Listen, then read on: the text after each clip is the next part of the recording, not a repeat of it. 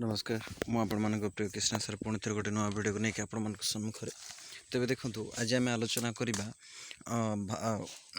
ओडिया भाषार उत्पत्ति आमर पूर्व सरी जाइए अलरेडी आमर सरीगला यूनिट 1 रे आम कौन देखा पाइले आम भारतीय भाषा परिवार देखिले भारतीय भाषा परिवार सरला ये कंप्लीट तापर भारतीय सॉरी ता पूर्व गोटे कथा आम यहाँ 2 नंबर 1 नंबर आम देखिले पृथ्वीर भाषा परिवार है पृथ्वीर भाषा परिवार संपर्क भी आम अलरेडी देखी सारे। तो आम पाखे बर्तमान ओडिया भाषार उत्पत्ति संपर्क में आम ए आलोचना करवा माने से जो भारतीय पृथ्वी प्रथम पृथ्वीर भाषा परिवार है पृथ्वीर एक सी पृथ्वीर जीव भारतीय है भारतीय माने ए भारतीय पूर्वर गोटे भाषा रहिबो जोड़ा कि आमर इंडो यूरोपीय कथा आम आलोचना करुचे है गोटे सेकेंड पिला इंडो यूरोपीय है से इंडो यूरोपीय भारतीय जीव तापर जीव आमर एबे ओडिया भाषार उत्पत्ति ये यूनिट 2 ये बुझिपारे ये यूनिट 2। तो आज आम आलोचना करबा यूनिट 2 रो फर्स्ट जिनस होची ओडिया भाषार उत्पत्ति ओडिया भाषार उत्पत्ति व क्रम विकास बुझिपारे। तो देखंतु तो जो मैंने प्रथम कर से यूट्यूब चैनल को सब्सक्राइब करदे तापर लाइक शेयर करने को जमार भूलिबेनि। देखंतु आरंभ करबा तो भारतीय भाषा परिवार संपर्क में आम जानले ता पूर्व पृथ्वीर भाषा संपर्क में जानले तापर जानले ओडिया भाषा संपर्क ओडिया भाषा कौटू आसाला मुझे भी कहीदी। तो चलते देखा एवं संपूर्ण यूनिटा आम पढ़ा ओडिया भाषा केमती सृष्टि होता कौन होता कौठार आरंभ होता से संपर्क। भारतीय आर्य भाषा परिवार अन्यतम प्राचीन भाषा हूँ ओडिया। 1000 वर्षर पुराणा यही भाषार मौखिक परंपरा बहु समृद्ध। ओडिया लिपि सृष्टि होबार बहु पूर्व ओडिया भाषार मौखिक परंपरा बहु स्तर दे विवर्तित होइसे। तेबे मन रखंतु जेतेबेले गोटे भाषार लिपि एबे देखंतु ओडिया लिपि या को कह जाए लिपि मु जहाँ लिखिली ये गला लिपि এই जो लिपि बाहरिबा पूर्वरु ना ओडिया भाषार विशेषकर ओडिया भाषार बहु पूर्वरु कौन होता ना बहु पूर्वरु आर कौन होता कथन प्रक्रिया थिला कौन थिला कथन प्रक्रिया थिला बहु पूर्वरु बुझिपारे लिपि नथिला किंतु बहु पूर्वरु लिपि जेहेतु थिला तार ओडिया भाषार माने आमे कथन प्रक्रिया माने आमे मौखिक परीक्षा कहि परिबा मौखिक प्रक्रिया बुझिपारे यही प्रक्रियाटा थिला बहु पूर्वरु तापर आसिला धीरे धीरे तार लेखा आसिला सेहीपरि ओडिया शब्द मानकर व्यवहृत मध्य प्राचीन कालर विभिन्न परवर्त समय जो तार लिपि आसिला विभिन्न शिलालेख ताम्रलेख अन्य इत्यादि क्षेत्र में विशेषकर लेखा गुड़ाक देखा मिलल। यह व्यतीत ओडिशा रे ऑस्ट्रिक द्राविड़ भाषाभाषी बहु लोक बहुल भाषा बास करती एमान बसती आर्य मान आगमन पूर्व जना जाए। ओडिया ऑस्ट्रिक और द्राविड़ परिवार बहु शब्द ओडिया शब्द व्यवहार होती ओडिया भाषा विकास यही भाषा गुड़िक अत्यंत गुरुत्वपूर्ण। तेज देखूँ जितेबले आउ गोटे प्रमाण केमती मिल ओडिया भाषा ये गोटे थिला बहु प्राचीन भाषा आम यहाँ तो प्रमाण पाऊे हाथीगुंपा शिलालेख जदि आप हाथीगुंपा शिलालेख देखिए से पारे से उर्जाम शिलालेख हाँ उर्जाम शिलालेख संपूर्ण ओडिया शिलालेख माने ओडिया संपूर्ण भाव ओडिया लिखाई। तो या तो जापर तापर गोटे माने कौन आम कहीपर गोटे भाषार सृष्टि होगा पूर्वर विशेषकर देखु ओडिशा रे ना कौन होता ओडिशा रे ऑस्ट्रिक परिवार लोक माने आम जोड़ा पूर्वर आलोचना कले ऑस्ट्रिक एवं द्राविड़ ए द्राविड़ माने जो आम आलोचना कले बुझिपारे एमाने बहु पूर्वर माने एठी ओडिया अक्षर मुझे कहबार माने हैला ओडिया अक्षर व्यवहार हेबा पूर्वर है ये जो ओडिया मु जहाँ भी किसी लिखुची यार व्यवहार पूर्वर बहु पूर्वर ऑस्ट्रिक एवं द्राविड़ भाषा माने लोक माने एठारे रहुथुले है आर्य मानकर पूर्वर बुझिपार आर्य मानकर पूर्वर बहु पूर्वर है तो एमाने रहुथुले तेणुकरी एमानकर भाषा विशेषकर ओडिया थिला। तो तेणुकरी ये गोटे प्राचीन भाषा बोली आमे कही पारिबा। तेबे ଓଡ଼ିଆ ଭାଷାର ଭାରତୀୟ ଆର୍ଯ୍ୟମାନଙ୍କ ପୂର୍ବ ଭାଷାର ଶାଖା ଅର୍ଥାତ୍ ଏଇ ଯେଉଁ ଭାଷା ଆମର ଯେଉଁ ଓଡ଼ିଆ ଭାଷା ଯେହେତୁ ଆମେ ସମ୍ପୂର୍ଣ୍ଣ ଆଜି ଓଡ଼ିଆରେ ଆମେ ଯେଉଁ କଥା ହେଉଛେ ସମ୍ପୂର୍ଣ୍ଣ ଓଡ଼ିଆ କଥା ଯେତେବେଳେ ଆସିବ ଓଡ଼ିଆ ଭାରତୀୟ ଆର୍ଯ୍ୟମାନଙ୍କର ପୂର୍ବ ଶାଖାର ଭାଷା ଇଏ ଭାରତୀୟ ଏ ଯେଉଁ ଭାରତୀୟ ଆର୍ଯ୍ୟ ପରିବାର ରହିଲା ତାର ପୂର୍ବ ଶାଖା ପିଲାମାନେ ପୂର୍ବ ଶାଖାର ଭାଷା ହେଉଛି ଆମର ଓଡ଼ିଆ ବୁଝିପାରିଲେ। এই ভাষা ପୂର୍ବାଞ୍ଚଳର ଭାଷା ବଙ୍ଗଳା ଓ ଆସାମୀ ଠାରୁ ପ୍ରାଚୀନତମ। ତେବେ ଆମ ପୂର୍ବରେ ଯେଉଁ ବଙ୍ଗଳା ରହିଛି ମାନେ ବଙ୍ଗ ଏବଂ ଆସାମ ହେଲା ଏଇ ଦୁଇଟା ଠାରୁ ବହୁ ପ୍ରାଚୀନ ଆମେ ଏଇଠି ରଖିପାରିବା ପ୍ରାଚୀନ ହେଉଛି ଓଡ଼ିଆ ମନେ ରଖନ୍ତୁ ବୁଝିପାରିଲେ। ଓଡ଼ିଆ ଭାଷା ବିଶେଷ କରି ଐତିହାସିକ ଭାଷା ବିଜ୍ଞାନ ଦୃଷ୍ଟିରୁ ଦେଖିଲେ ଭାଷାର ପରିବର୍ତ୍ତନ ହେତୁ ବଙ୍ଗଳା ଏବଂ ଅସମୀୟ ଭାଷା ଠାରୁ ଅଲଗା ହୋଇଗଲେ ପୁଣି ପରବର୍ତ୍ତୀ ହେତୁ ବଙ୍ଗଳା ଓ ଅସମୀୟର ପରସ୍ପର। ତେବେ ମନେ ରଖନ୍ତୁ ପୂର୍ବରୁ କ'ଣ ହେଉଥିଲା ଐତିହାସିକ ମାନଙ୍କ ମତରେ ପ୍ରଥମେ ଓଡ଼ିଆ ପ୍ଲସ୍ ବଙ୍ଗଳା ପ୍ଲସ୍ ଆସାମୀ ତିନିଟା ମିଶିଥିଲେ କିନ୍ତୁ ପରବର୍ତ୍ତୀ ସମୟରେ କ'ଣ ହେଲା ନା ବଙ୍ଗ ପ୍ଲସ୍ ଆସାମୀ ଆମ ଓଡ଼ିଆ ଠାରୁ ଅଲଗା ହେଇଥିଲେ ପରବର୍ତ୍ତୀ ସମୟରେ ପୁଣି ଆସାମୀ ଓ ବଙ୍ଗ ପରସ୍ପର ଅଲଗା ହେଇଯାଇଥିଲେ ତେଣୁକରି ସ୍ୱତନ୍ତ୍ର ଭାବରେ ଓଡ଼ିଆ ଗୋଟେ ଭାଷା ରୂପରେ ଆଜି ଆମ ପାଖରେ ରହିଛି ବୁଝିପାରୁଛନ୍ତି। ତ ଓଡ଼ିଶାର ବିଭିନ୍ନ ସମୟରେ ବିଭିନ୍ନ ନାମରେ ପରିଚିତ ଥିଲା। ଓଡ଼ିଶାର ଗଜପତି ନବକଟି କର୍ଣ୍ଣାଟକ କଳବର୍ଗେଶ୍ୱର ବୋଲି କୁହାଯାଉଥାଏ। ସେହିପରି ତାଙ୍କର ସାମ୍ରାଜ୍ୟ ଗଙ୍ଗା ଠାରୁ ଗୋଦାବରୀ ପର୍ଯ୍ୟନ୍ତ ବିସ୍ତୃତ ଥିଲା ବୋଲି କୁହାଯାଏ। ପରବର୍ତ୍ତୀ ସମୟରେ ଏହାର ଉତ୍କଳ କଳିଙ୍ଗ କଦଳ କୌଶଳ ତୋଷଳ ଉଡ୍ର ଆଦି ନାମ ନାମିତ। ତେବେ ଦେଖନ୍ତୁ ଏଇ ଯେଉଁ ଓଡ଼ିଶା ଆଜି ଯେଉଁ ଆମେ ଓଡ଼ିଶା ବୋଲି ଯେଉଁ କହୁଛେ ୟା ପୂର୍ବରୁ କେତେକ ନାମ ଥିଲା ପ୍ରଥମେ ଉତ୍କଳ ଥିଲା ତାପରେ କଳିଙ୍ଗ ଥିଲା ତାପରେ କଦଙ୍ଗ ଥିଲା ତାପରେ କୌଶଳ ଥିଲା ତାପରେ ଉଡ୍ର ହେଲା ଉଡ୍ର ତୋଷଳରୁ ଉଡ୍ର ହେଲା ତାପରେ ଓଡ଼ିଶା ମଧ୍ୟ ଆମେ ଲେଖୁଥିଲେ ଏମିତି ଓଡ଼ିଶା ମଧ୍ୟ ଲେଖୁଥିଲେ ତାପରେ ଆଜି ଆମେ ଓଡ଼ିଶାରେ ବିବର୍ତ୍ତନ। ଆଗର ଯେତେକ ଗାଡ଼ି ଗୁଡ଼ାକ ଆମେ କିଣୁଥିଲେ କ'ଣ ଲେଖା ହେଉଥିଲା ଏମିତି ଲେଖା ହେଉଥିଲା ORISSA ଓଡ଼ିଶା କିନ୍ତୁ ଆଜିକା ଡେଟ୍ର ଗାଡ଼ିରେ ନମ୍ବର ପ୍ଲେଟ୍ରେ ଆମେ କ'ଣ ଲେଖୁଛେ ଓଡ଼ିଶା ଏମିତି ଲେଖୁଛେ ଆଜିକା ଡେଟ୍ରେ ଆମେ। ତ ଦେଖନ୍ତୁ ବ୍ୟାପକ ଭାବରେ କେମିତି ପରିବର୍ତ୍ତନ ହୁଏ ବୁଝିପାରିଲେ। ତ ଏଇଭଳି କଥା ଏଠି କୁହାଯାଉଛି ଓଡ଼ିଆ ଆର୍ଯ୍ୟ ଦ୍ରାବିଡ଼ ଓ ଆଷ୍ଟିକ୍ ଭାଷାର ମିଳନସ୍ଥଳ। ତେବେ ଏଇ ଓଡ଼ିଆ ତେଣୁକରି ଏଇ ଯେଉଁ ଆମର ଯେଉଁ ଓଡ଼ିଆ ରହିଛି ଇଏ ବିଶେଷ କରି ଭାରତୀୟ ଆର୍ଯ୍ୟ ହେଲା ଭାରତୀୟ ଆର୍ଯ୍ୟର ଯେଉଁ ଦ୍ରାବିଡ଼ ରହୁଛି ପ୍ଲସ୍ ଆମର ଯେଉଁ ଅଷ୍ଟ୍ରିକ୍ ଭାଷା ରହୁଛନ୍ତି କାରଣ ଏହା ପୂର୍ବରୁ ଏହା ସହିତ ସମ୍ପର୍କ ଥିଲା ତେଣୁକରି ଓଡ଼ିଆ ଭାଷା ବିଶେଷ କରି ବହୁ ପ୍ରାଚୀନତମ ଭାଷା ବୁଝିପାରିଲେ। ତେବେ ତିବ୍ବତୀୟ ମାନଙ୍କ ବସବାସ କରୁଥିବା ଚତୁର୍ଥ ଭାଷା ପରିବାର ତିବ୍ବତୀୟ ଚୀନ ସହିତ ଏହା ଜଡ଼ିତ ହେଲା। ତେବେ ଆଉ ଗୋଟେ କଥା ଏଠି ଆମେ କହିବା ପାଇଁ ଚାହିଁବି ଯେ ଯେହେତୁ ଆମର ଦେଖନ୍ତୁ ଆମର ଦ୍ରାବିଡ଼ ଭାଷାରେ ଭଲସେ ବୁଝୁଛି ଦ୍ରାବିଡ଼ ଭାଷାରେ ଆମେ ପୂର୍ବରୁ ଦେଖିଲେ ଏଠି ଚୀନ ମାନଙ୍କର କଥା ମଧ୍ୟ ଆସୁଛି ଏଠାରେ ଚୀନ ମାନଙ୍କର କଥା ଆସୁଛି ତେଣୁକରି ଏ ତିବ୍ବତୀୟ ମାନଙ୍କର ଏଠାରେ ଯେହେତୁ ବସତି ସ୍ଥାପନ ହେଇଥିଲା ସେଥିପାଇଁ ଏଥିରେ ବିଶେଷ କରି ପ୍ରଥମେ ଓଡ଼ିଆ ଭାଷାରେ କ'ଣ ହୁଏ ଦ୍ରାବିଡ଼ର ମିଶ୍ରଣ ହୁଏ ହେଲା ଦ୍ରାବିଡ଼ ତାପରେ ଯିବ ଅଷ୍ଟ୍ରିକ୍ ହେଲା ତାପରେ ଚୀନ ଏବଂ ତିବ୍ବତୀୟ ସମ୍ମିଶ୍ରଣରେ ଆଜି ଓଡ଼ିଆ ଗୋଟେ ସ୍ୱତନ୍ତ୍ର ରୂପେ କ'ଣ ହେଇଛି ପରିପ୍ରକାଶ ହେଇଛି। ଟିକେ ଲେଖା ହେଉନି ରେ ମୁଁ ଆକୁ ଟିକେ ପ୍ରାକ୍ଟିସ୍ କରୁଛି କେମିତି କ'ଣ ହେବ ବୋଲିକି ତେଣୁକରି ଆଡ଼ଜଷ୍ଟ କରିନେବ ହେଲା। ତାପରେ ଦେଖ କ'ଣ କୁହାଯାଉଛି ଓଡ଼ିଶାରେ ଆର୍ଯ୍ୟବସତି ସ୍ଥାପନରେ ବିଭିନ୍ନ ମତ ରହିଛି। ଡକ୍ଟର ଦେବୀପ୍ରସନ୍ନ ପଟ୍ଟନାୟକଙ୍କ ମତରେ ଓଡ଼ିଶାର ଆର୍ଯ୍ୟବସତି ଅଶୋକଙ୍କ ପୂର୍ବରୁ ଅର୍ଥାତ୍ ଖ୍ରୀଷ୍ଟପୂର୍ବ 400 ପୂର୍ବରୁ ହୋଇଥିଲା। ତେବେ ଦେବୀପ୍ରସନ୍ନ ପଟ୍ଟନାୟକ କ'ଣ କହୁଛନ୍ତି ଓଡ଼ିଶାରେ ଯେଉଁ ଆର୍ଯ୍ୟମାନେ ଯେଉଁ ଦେଖିବାକୁ ମିଳୁଥିଲା ବିଶେଷ କରି ଇଏ ଅଶୋକଙ୍କର ବହୁ ପୂର୍ବରୁ ଆସିଥିଲା ଓଡ଼ିଶାକୁ ଏକଥା ଏଠି କୁହାଯାଉଛି ବୁଝିପାରିଲେ। ଅର୍ଥାତ୍ ତାର ସମୟସୀମା ଖ୍ରୀଷ୍ଟପୂର୍ବ 400 ଥିଲା। ରତ୍ନ ଓଡ଼ିଆ ବଙ୍ଗଳା ଓ ଅସମିଆ ଭାଷାର 3 ଭାଗରେ ବିଭକ୍ତ ହୋଇଥିଲା।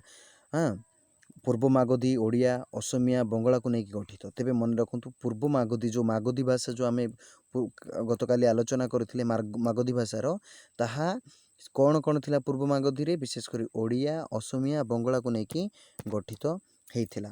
ସେମିତି କେନ୍ଦ୍ରୀୟ ମାଗଧୀ ଦୁଇଟା ଆଉ ଗୋଟେ ଥିଲା, ଗୋଟେ ହେଉଛି ମୈଥାଳୀ ଆଉ ଗୋଟେ ମାଗଧୀ। ତ ସେମିତି ପଶ୍ଚିମ ମାଗଧୀ ଗୋଟେ ଥିଲା ଭୋଜପୁରୀ ନାଗପୁରୀ ଆଉ ଗୋଟେ ତୁମର ବସଦନିକୁ ନେଇକି ଗଠିତ ହୋଇଥିଲା। ତେବେ ଓଡ଼ିଆ ହେଉଛି ପ୍ରାଚୀନ ଏବଂ ରକ୍ଷଣଶୀଳ ଏବଂ ବୌଦ୍ଧ ଜ୍ଞାନ ଏବଂ ଦୋହା ଏହାର ଉପରେ ପ୍ରଭାବ ମଧ୍ୟ ପଡ଼ିଥିଲା। ଯେଉଁ ବୌଦ୍ଧ ଜ୍ଞାନ ଓ ଦୋହା ଯେମିତି ରହିଛି ଆମର ଏଇଠି ଦେଖନ୍ତୁ କାହ୍ନୁପାଙ୍କର କଥା ଆମେ ଆଲୋଚନା କରିବା। କାହ୍ନୁପା ତାପରେ ସେମିତି ଆମର ଶବରୀପା, ବୁଝିପାରିଲେ, ଶବରୀପାଙ୍କ କଥା। ଏଇ ଯେଉଁ ବୌଦ୍ଧ ଜ୍ଞାନ ଓ ଯେଉଁ ଦୋହା ଲେଖିଥିଲେ କେଉଁଠୁ, ଏଇ ଓଡ଼ିଆ ଭାଷାରେ ହିଁ ସେମାନେ ଲେଖିଥିଲେ ଆଉ ଓଡ଼ିଶାର ସେମାନେ ଥିଲେ ବୋଲି କୁହାଯାଏ। ଏଇଟା ସବୁ ପ୍ରମାଣ ଦିଆଯାଉଛି ପିଲାମାନେ, ମାନେ ଓଡ଼ିଆ ଭାଷାର କ୍ରମ ବିକାଶ କହିଲେ ପ୍ରମାଣ ଦିଆହେଉଛି ଯେ ଓଡ଼ିଆ ଭାଷା କେତେ ପ୍ରାଚୀନତମ, ବୁଝିପାରୁଛୁ ନା। ତାପରେ ଦେଖ ପଏଣ୍ଟ ଦେଖୁଛେ, ଦେଖ ଓଡ଼ିଆ ଭାଷାର ଉତ୍ପତ୍ତି ଓ କ୍ରମ ବିକାଶ। ଦେଖନ୍ତୁ ଓଡ଼ିଆ ଭାଷାକୁ ଅପେକ୍ଷାକୃତ ଅର୍ବାଚୀନ ଭରତଙ୍କ ନାଟ୍ୟଶାସ୍ତ୍ର ଖ୍ରୀଷ୍ଟପୂର୍ବ 4ର୍ଥ ଶତାବ୍ଦୀରେ ଉଡ୍ର ବିଭାଷା ବୋଲି ଉଲ୍ଲେଖ ଅଛି। ସେଥିରେ ଓଡ୍ରି ମାଗଧୀ ପ୍ରଭୃତି ଉଲ୍ଲେଖ ଅଛି। ତେବେ ଯେଉଁ ଆମେ ଟିକେ ପୂର୍ବରୁ ଆମେ ଯେଉଁ ପଢ଼ିଲେ ପୂର୍ବ ମାଗଧୀ ହେଲା, ସେ ପୂର୍ବ ମାଗଧୀକୁ ଭରତଙ୍କ ନାଟ୍ୟଶାସ୍ତ୍ରରେ କ'ଣ ଲେଖା ହେଇଛି ନା ଓଡ୍ରି ମାଗଧୀ ବୋଲି ଲେଖା ହେଇଛି ପିଲାମାନେ, ଓଡ୍ରି ମାଗଧୀ ବୋଲି ଲେଖା ହେଇଛି, ବୁଝିପାରୁଛନ୍ତି। ମାନେ ଏବେ ଯେତିକି ସବୁ ଆମେ ଆଲୋଚନା କରୁଛେ ଗୋଟେ ପ୍ରମାଣ, ଗୋଟେ ଭାଷାକୁ ସ୍ୱତନ୍ତ୍ର ଭାଷା ରୂପରେ ଯେତେବେଳେ ଆମେ ପରିଚୟ ଦେଉଛେ ତ ତାର ସ୍ୱତନ୍ତ୍ର ପ୍ରମାଣ ଦରକାର। ସେଇ ପ୍ରମାଣ ଗୁଡ଼ିକୁ ଆମେ ଏବେ ଆଲୋଚନା କରୁଛେ, ବୁଝିପାରିଲେ। ସେମିତି ପୁଣି କ'ଣ ଲେଖା ହେଇଥିଲା ଦେଖନ୍ତୁ, ପୃଥିବ୍ୟାମ୍ ନାନା ଦେଶେ ବେଶେ ଭାବାଚାର କ୍ଷପୟତି ପ୍ରବୃତ୍ତି। ଏଥିରୁ ସେଥିରେ ଉଡ୍ର ଭାଷାର ଲମ୍ବା ଛାୟା ଦେଖିବାକୁ ମିଳେ। ଗୋଟିଏ ସମୟରେ ସଂସ୍କୃତ ହିଁ ଏକମାତ୍ର ଭାଷା ଥିଲା, ବାକି ସବୁକୁ ବିଭାଷା ଓ ପ୍ରାକୃତ ଅପଭ୍ରଂଶ ନାଁରେ ଗଣାଯାଉଥିଲା। ତେବେ ସେହି ସମୟରେ ଯେତେ ସବୁ ଭାଷା ଥିଲା ବିଶେଷ କରି ସଂସ୍କୃତକୁ ହିଁ ଗୁରୁତ୍ୱପୂର୍ଣ୍ଣ ଦିଆଯାଉଥିଲା, ଆଉ ବାକି ଯେତକ ସବୁ ଦିଆଯାଉଥିଲା ପ୍ରାକୃତ କିମ୍ବା ଅପଭ୍ରଂଶ ବୋଲି ଦିଆଯାଉଥିଲା। ତେଣୁ କରି ଆଜି ଓଡ଼ିଆ ଗୋଟେ ଅପଭ୍ରଂଶ ଭାଷା, ଆଧୁନିକ ଅପଭ୍ରଂଶ ଭାଷାର କ'ଣ ପ୍ରତିରୂପ ବୋଲିକି ଆମେ କହୁଛେ। ଅଶୋକଙ୍କ ଶିଳାଲିପିରେ ମଧ୍ୟ ପୂର୍ବାଞ୍ଚଳ ଭାଷା ଶୈଳୀ ଅନ୍ୟ ଅଞ୍ଚଳ ଠାରୁ ଭିନ୍ନ ଥିଲା ବୋଲି ଜଣାପଡ଼େ। ସେମିତି ହାତୀଗୁମ୍ଫା ଶିଳାଲେଖ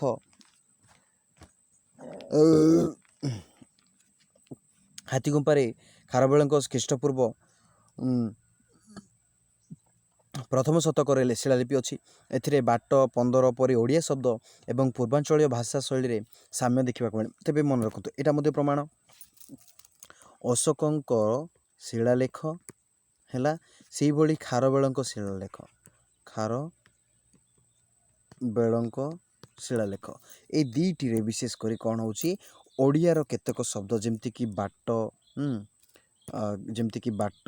15 ପରି ଇତ୍ୟାଦି ଶବ୍ଦ ଓଡ଼ିଆ। ଦେଖନ୍ତୁ ଆମେ ବାଟ 15 ବୋଲି ଯେଉଁ କହୁଛେ ତ ଏଇ ସବୁ ମାନେ ଏଇଟା ପ୍ରମାଣ ଦିଆଯାଉଛି ଯେ ଆପଣମାନଙ୍କୁ ଏଇଟା ଗୋଟେ ପ୍ରମାଣ ଦିଆଯାଉଛି ଯେ ଏଇ ଓଡ଼ିଆ ଭାଷା ବହୁ ପ୍ରାଚୀନତମ, ବୁଝିପାରିଲେ। ଏବଂ ପରବର୍ତ୍ତୀ ସମୟରେ ଯେଉଁ ବୌଦ୍ଧ ଜ୍ଞାନ ଦୋହା ସବୁ ଯେଉଁ ରଚନା ହେଇଥିଲା ତାହା ବହୁ ପୂର୍ବରୁ ଏଥିରେ ଓଡ଼ିଆ ଭାଷା ଦେଖିବାକୁ ମିଳେ। ବଙ୍ଗଳା ଆସାମୀ ମୈଥିଳୀ ଭାଷାମାନଙ୍କର ମଧ୍ୟରେ ଏହାକୁ ଆପଣାର ଭାଷା ବୋଲି ଦାବି କରନ୍ତି। ତେବେ ବଙ୍ଗାଳୀମାନେ ଆସାମୀ ଏବଂ ମୈଥିଳୀମାନେ କ'ଣ କରନ୍ତି, ଯେଉଁ ବୌଦ୍ଧ ଜ୍ଞାନ ଯେଉଁ ଲେଖା ହେଇଛି ହେଲା, ଯେଉଁ ବୌଦ୍ଧ ଜ୍ଞାନ ପ୍ଲସ୍ ଦୋହା ଯେଉଁ ଲେଖା ହେଇଛି ହେଲା, ତାକୁ କ'ଣ କହନ୍ତି ଏମାନେ କ'ଣ କହନ୍ତି ନା ଏଇଟା ହେଉଛି ଆମ ଭାଷା, କିନ୍ତୁ ପ୍ରକୃତରେ ତାହା ଓଡ଼ିଆ ମଧ୍ୟ ରହିଛି। ସେହି ସମୟରୁ ଓଡ଼ିଆରେ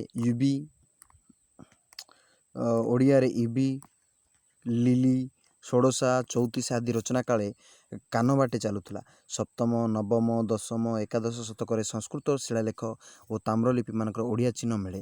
ତେବେ ମନେ ରଖନ୍ତୁ ତ ସେଇ ପରଠାରୁ କ'ଣ ହେଉଥିଲା, ଓଡ଼ିଆର ବିଶେଷ କରି ୟୁବି ଲୋଲି ଷୋଡ଼ଶା ଇତ୍ୟାଦି ସବୁ ରଚନା ହେଉଥିଲା। ବିଶେଷ କରି ଏହାର ସମୟକାଳ 7ମ 9ମ 10ମ 11ଶ ପର୍ଯ୍ୟନ୍ତ ଶତକରେ ସଂସ୍କୃତ ଶିଳାଲେଖ ଏବଂ ତାମ୍ରଲିପିରେ ଓଡ଼ିଆର ଚିହ୍ନ ମିଳେ।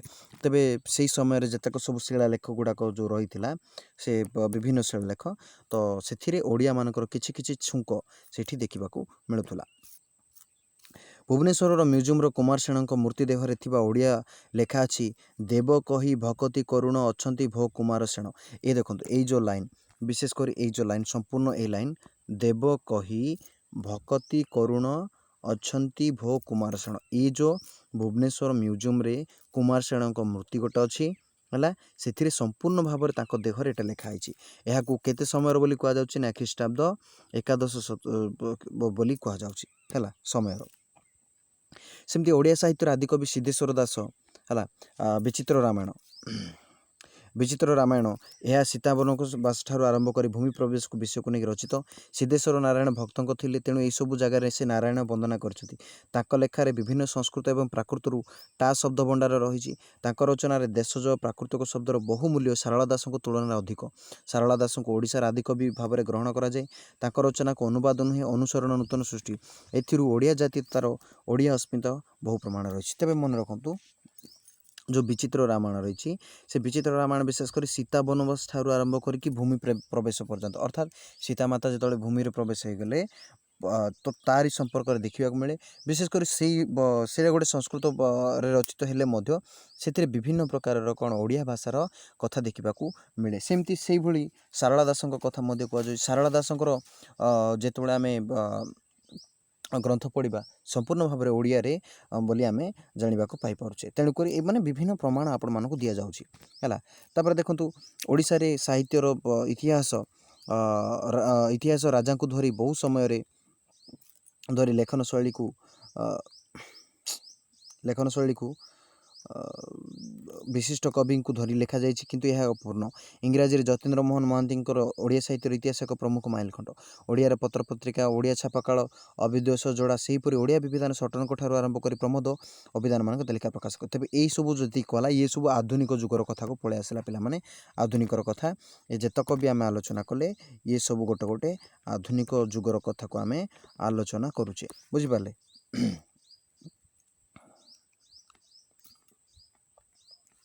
बर्तमान कारण सटन आसते सटन साहब आसिक कौन करते ओडिया अभिधान प्रस्तुत करते कारण से एठी कौन करते ना देखु सटन साहब कहीं ओडिया अभिधान प्रणयन करते तुम मैंने क्वेश्चन पचार सर सटन साहब कहीं ओडिया अभिधान पचारुले जेहेतु से माने जड़े जड़े गोटे मिशनारी थिले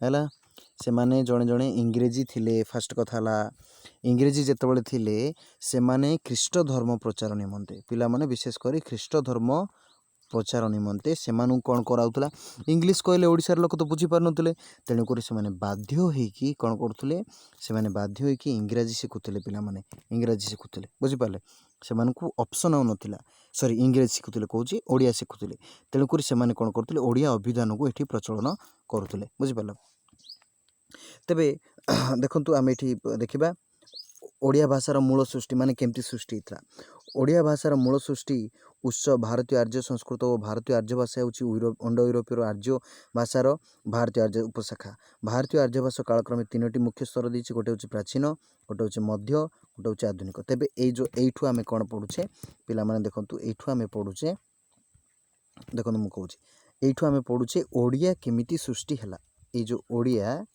ये जो आम लिखुचे ओडिया ये केमिति सृष्टि है तार संपर्क में आम पढ़ुचे तो देखो फास्ट कौन है आम पृथ्वीर भाषा संपर्क में आम पढ़ुचे पृथ्वीर भाषा संपर्क में तापर आम पढ़ा भारतीय कथा जेहेतु ये भारतीय ये आसी जाटा माने केमिति ओडिया स्तर को देखिए आसी तो प्राचीन भारतीय आर्य भाषार प्रथम पर्याय को वैदिक संस्कृत परवर्ती पर्याय को लौकिक संस्कृत भाव में कहुए जनसाधारण द्वारा कथित संस्कृत सृष्टि लाभ कर मध्य भारतीय आर्य या 5टी स्तर में विभक्त कर तेज मन रखु जो आर्य माने रोते मन रखु जो आर्य माने रोते पे देखा जाऊन कि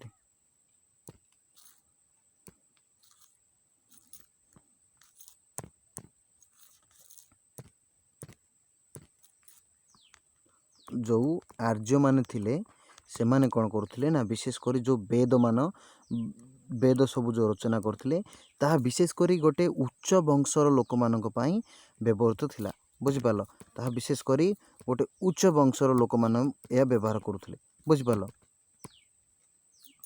उच्च वंश पई थिला किंतु मध्य जुगरे कौन है पिला माने मध्य जुग समय रे ना जनसाधारण व्यवहार करने निमंते माने माने आमे कहि परिबा आपण माने भी व्यवहार करें मु भी व्यवहार करी जी भी व्यवहार कर सर्वसाधारण को उद्देश्य रे कौन है ना विशेष करी व्यवहार निमंते विशेष करी मध्य जुगरे कथित भाषा भाव में संस्कृत सृष्टि है यही 5 भाग में विभक्त करागला गोटे हूँ महाराष्ट्र गोटे हूँ सौरसेनी, मागधी, पैचासी एवं अर्धमागधी है।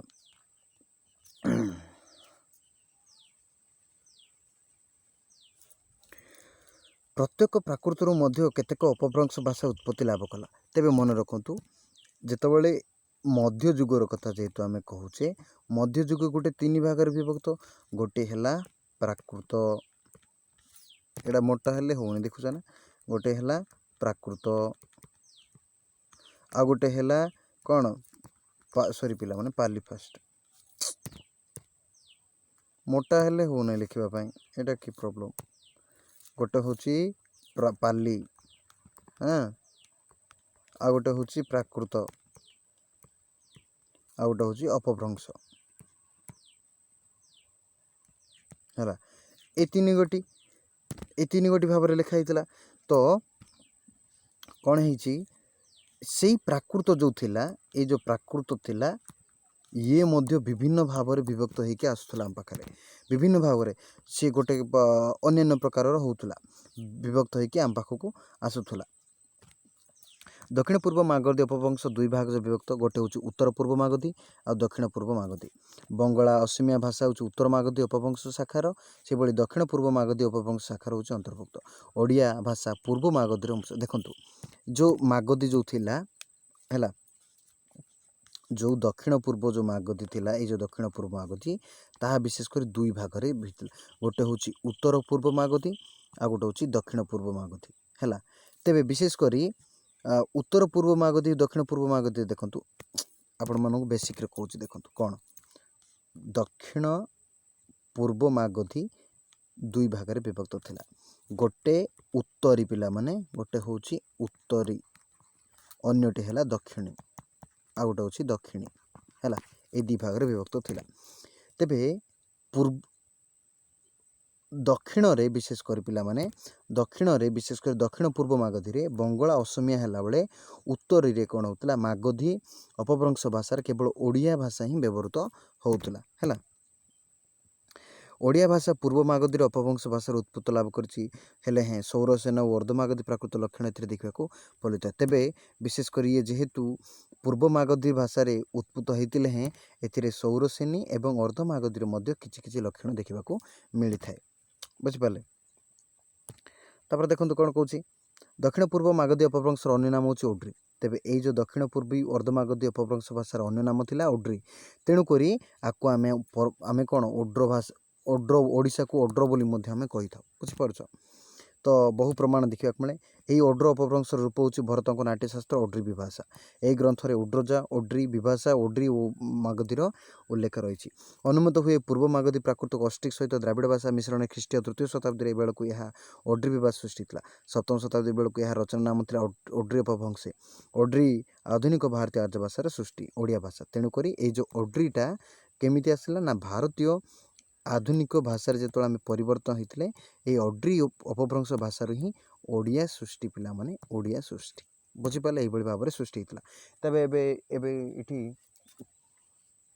विभिन्न प्रकार प्रमाण दब देखु ये एबे खाली आम प्रमाण देखा से प्रमाण गुड़ाक कौन प्रथम देखिए भरतक नाट्यशास्त्र विभाषा ओड्र संपर्क कौन लिखाई। ख्रीष्टीय द्वितीय शतक लिखित भरतक नाट्यशास्त्र अंतर बा ओड्री शब्द देखा मिले।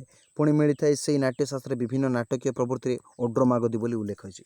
तेबे जो आम जो ओडिया जो लिखुचे पिला माने या संपर्क में प्रमाण दि जाऊँगा या संपर्क में प्रमाण दि जाऊँगी। तो ये जो प्रमाण विशेषकर आपण मानकू एठी शो होची। तो ओड्री शब्द कि ओड्र मागधी कौटी भी देखा मिले। देखो आवंती दाक्षिणात्य तथा चैवद मागधी पांचाली मध्यम चेती विस्मयत प्रवृत्ति ये जो मागधी ये यारी संपर्क में कहुच्छे पिला माने। बुझिपार से हुएन्सांकर बरणी में देखूँ हुएन्सांकर बरणी में देखूँ सप्तम शताब्दी बेलू ओडिया भाषार उत्तर भारतीय एवं मध्य भारत एपरिक पूर्व भारत में अन्य भाषा स्वतंत्र रूप विकास होता। जिते हुएन्सा आसते तार समय सीमा सप्तम शताब्दी थी। तेणुक विशेषकर विकास लाभ करता। यही शताब्दी में ओडिशा को आसथिबा विख्यात चीन परिव्राजक हुएन्सा भारत भ्रमण वृत्तांत जणाई से ताम्रलिप्त और कर्ण सुवर्ण परिदर्शन पर उत्कल आसी सारी यही देशर भाषा को से उच्च भाव में ग्रहण करते। तेज मन रखु जो आमर उड्र अच्छी है उड्र अच्छी आकु हुइन्सा कौन करते उ च बोली कही पिला माने उ च बोलिकी कही बुझल ये उड्र को है। तो तेणुक आमको ये गोटे बेस्ट कौन बलिष्ठ प्रमाण मिले जे हुइन्सा बरणी में ओडिया भाषा संपर्क में देखा मिलता है। से भली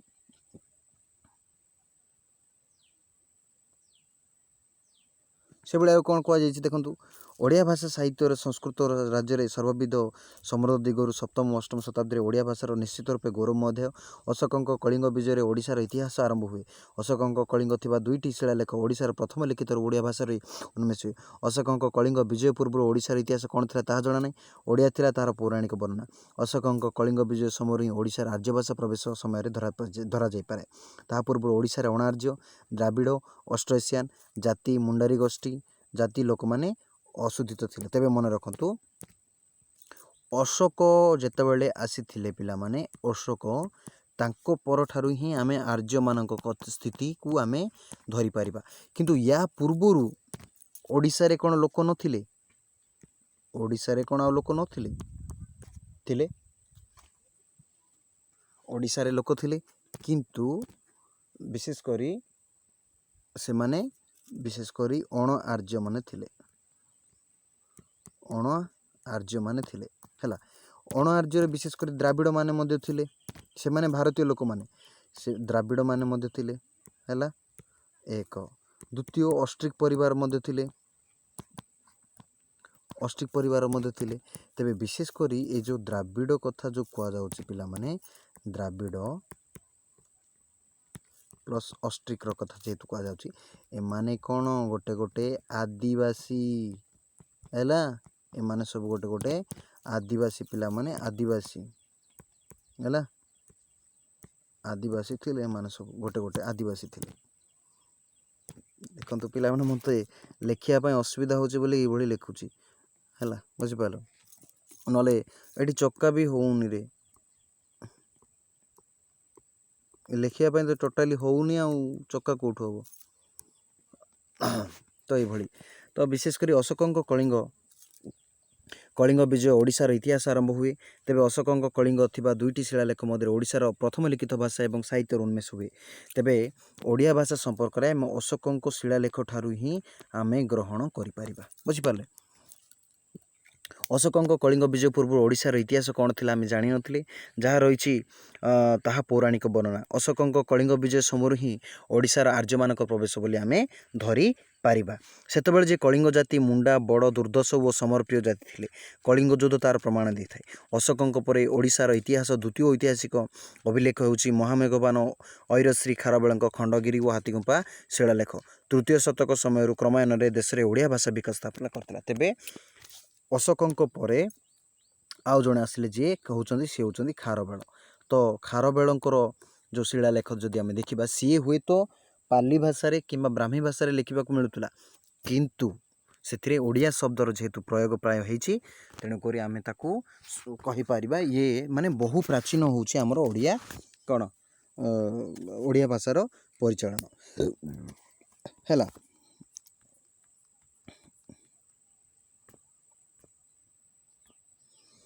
सेमिति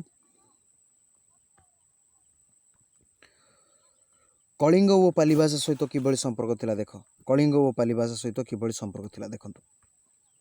अशोकंक और खारबेलंक अभिलेख दुईटी पाली भाषा सर्वप्राचीन अभिलेख। अशोकंक दुईटी शिलालेख जाक पाली भाषा और ब्राह्मी भाषा उत्पन्न। खारबेलंक हाथीगुंपा शिलालेख ब्राह्मी भाषा खोदित होते हैं। यार भाषा कुचित पाली कुचित अर्धमागधी भाषार लक्षण मिलता है, किंतु डॉक्टर सुनीत कुमार चैटर्जी कहते हैं यही शिलालेखर एक दिगरे पालीर प्रभाव और अन्य दिगरे मथुरांचल सौरसेनी प्रभाव पड़ी था। मतरे यही भाषा ओडिशार कथित भाषा नथिला, ताहा केवल खारबेलंकर शासन समय व्यवहृत होता है। मतरे ओडिया भाषार कथित भाषा नथिला, ताहा केवल खारबेलंक शासन कार्य व्यवहृत पाई भाषा और मथुरांचल सिंधी माने भाषा थिला।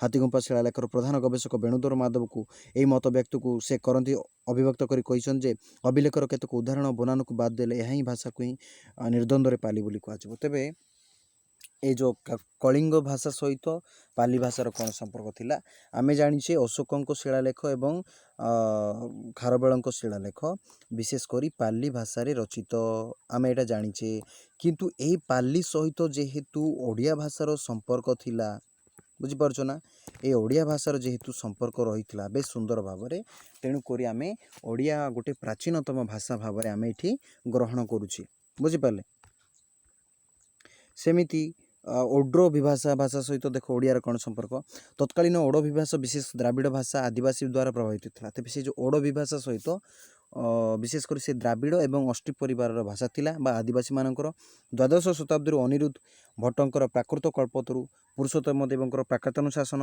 एवं षोडश शताब्दी उत्कल पंडित मार्कंडेयंकर प्राकृत सर्वस्व ओड्री कलिंग प्रभृति अपभ्रंश उल्लेख मिले एक सत जे द्वादश शताब्दी बेलू ओडिशार जो अपभ्रंश देखा देइतिला ताहा अपभ्रंश बौद्धखान और द्वार अपभ्रंश भाव तेबे मन रखु जो ओडो विभाषा कथा कहउछि विशेषकर ये आदिवासी मानकर थिला जेतबेले द्वादश कथा कहउछि द्वादश शताब्दी विशेषकर जो दोहा और बौद्ध ज्ञान लिखाई थिला विशेषकर ओडिशार बा कलिंगर भाषा सेतबेले थिला तो कलिंगर भाषा विशेषकर ओडो से जो दोहा वो लिखाई तेणु करी आमे कहि परिबा जे दोहा एवं बौद्ध ज्ञान होछि आमर सी आसामीयर कि बंगलार नाही सी होछि आमर भाषा बुझिपार तो यही आउ विशेषकर आउ दुईटा रहिला ओडिया भाषार इतिहासर सृष्टि आउ गोटे रहिला संस्कृत भाषा सहित ओडिया भाषार संपर्क तो याठू एई परठारु आमे आसंता काली पढ़िबा तो आज पई समय हो जाइछि पिला माने